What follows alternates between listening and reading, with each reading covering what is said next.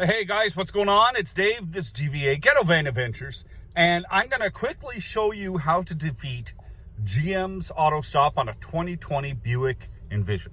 Okay, pretty simple. Okay, so the vehicle's running. Before you head out, bring it back into L. Not if you leave it in drive, it'll still use auto stop. Bring it back into L and look right there. You see right down here at the bottom, I'm in first. I'm gonna bump the gears up to 6, and I'm doing it with this. Here, down at 1.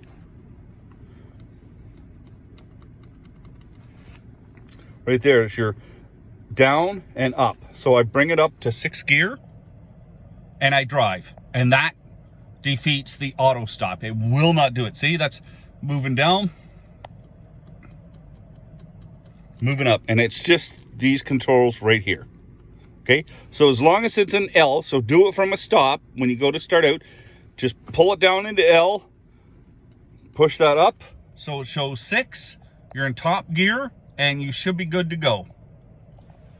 I don't know if you're like me, but this auto start and stop stuff drives me crazy.